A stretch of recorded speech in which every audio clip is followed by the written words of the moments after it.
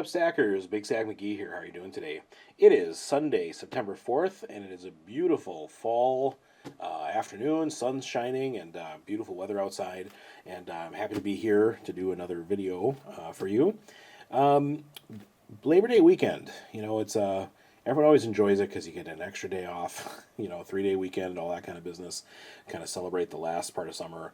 I think about Labor Day, and it just makes me reflect on how hard I've worked over the last year, and just trying to be not just work hard in my career, and not just the extra jobs, and being savvy with money, and trying to stack along the way, and all that kind of business. But it's just a reminder to me that yes, I work hard, and I'm going to kind of reaffirm my commitment to keep working hard because I want to live below my means. I want to be able to spend less than I make and feel very comfortable in the process, always kind of working towards that goal of true financial freedom. And of course, in my book, that means no debt, and it means making sure I have assets that will maintain their value over time, and also means that I'm not sweating the small stuff, not being able to go more than just paycheck to paycheck, but being able to save and to predict potential expenses when they come up and all that kind of business.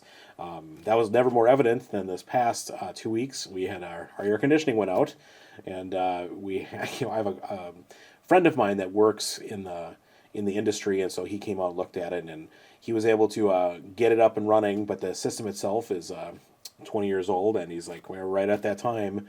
And they don't really have refrigerant for the kind you have anymore, and all that kind of stuff. And so we're looking at probably in the spring having to replace probably not just our air conditioner, but our furnace, which is also 20 years old. And I've got a money set aside so that will not have to be an issue when the time comes. And so when I think about, again, Labor Day and the kind of reaffirming how hard that I'm willing to work, it's all to make that kind of stuff happen. So I don't feel like I'm behind the eight ball and solving emergencies. I want to plan ahead. And so I hope for those of you watching this that's something that you can make possible in your own lives. But just wanted to share that little bit of kind of impetus that keeps me not just stacking, but also just working my butt off to make sure that I have positive cash flow and positive assets. So, having said that, I got a nice package in front of me to open up here. This was purchased several weeks ago, but it was when silver first dipped down into the $18 range, and so I was happy to pull the trigger on a large purchase of silver where I had been kind of reluctant to do so in the months prior. So let's go ahead and just open this up, and we'll talk about what we got in just a second.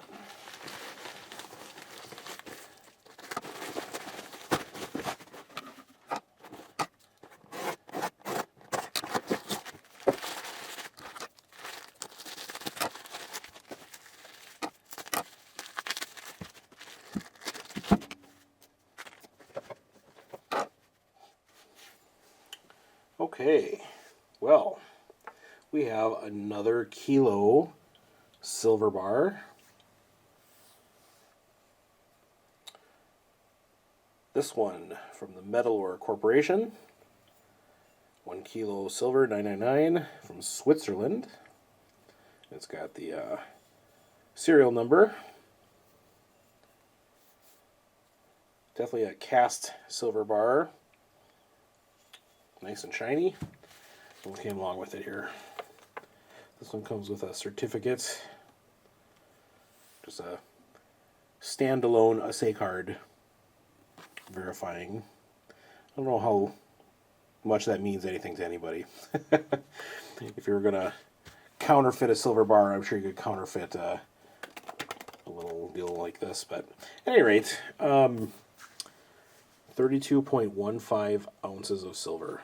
I'm always astounded every single time that I get a kilo, how heavy it feels in the hand. I love it so much.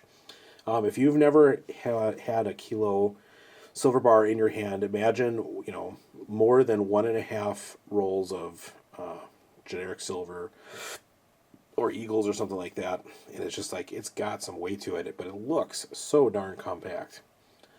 And I probably have to say I probably have more 10-ounce bars in my bar collection than anything, but these are by far my favorites, is the kilo size. Dig 'em. So yeah, I mentioned I got this. I feel like, I'm sad to say, I feel like it was middle of July or something like that. But silver had dropped down out of nowhere. I was not at home. I was kind of on assignment. I think I mentioned that in my previous video that I spent a month away from home working, and saw that spot prices dropped down. I'm like, it's time, and I found the cheapest one that I could that I didn't already have in my collection. I feel like, and I did buy this from a bullion dealer on eBay. So it's just for me when I'm in a hurry and I don't want to think about it. The first thing I do is I go to like JM Bullion or AppMex and just kind of see what they're going for, what the cheapest ones are. Then I'll log on to eBay and try to find the cheapest version, that's around that price. And sometimes you can even find prices right at that or even below.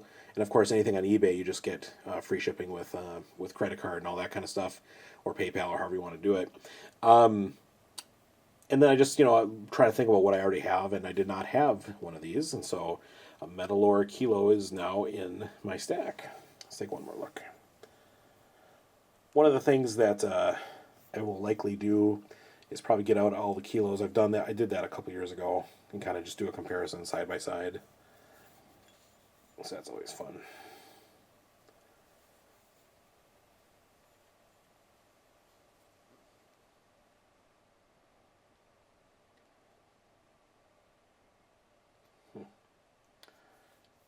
They polished up the back and all that kind of stuff. Over time, that'll end up toning up, and that's just fine.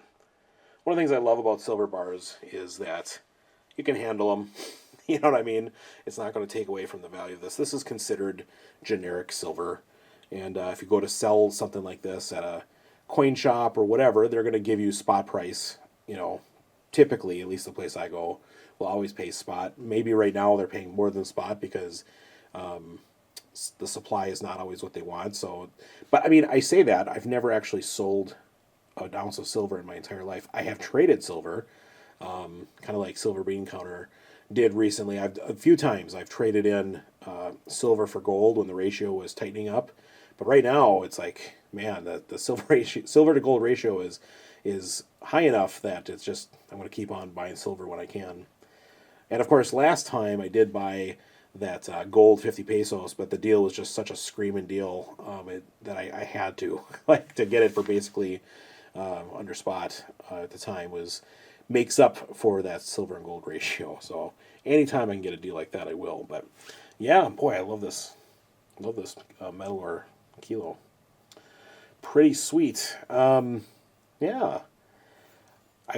Off the top of my head, I can't think about where my silver bar stack is. I know I've had some people ask to do an update. The last time I did one of those was several years ago. So maybe I'll get around to doing that. I think that'd be fun. Just kind of see where that's at. So maybe that'll be coming up too. But as I mentioned before, just my reflection on working hard and the stacking. There's just, especially right now with where sentiment is in the United States, they just passed that whole let's forgive some college loans and all that stuff, and it's easy to get steamed at that thought of tax dollars just wiping out debt that people agreed to pay for and all that kind of business. And I have one thing to say about that, and that's I have no control over that situation. But I do have control over how I choose to work hard and save. And it always makes me happy to see hard work represented in tangible assets that will hold their value over time. So that's the way it is for me, and I'm fine with that. That's all for today. I appreciate you stopping by. This is Big Sack McGee. I hope everyone else out there has a fantastic Labor Day weekend, and I'll be back at you soon. Take care.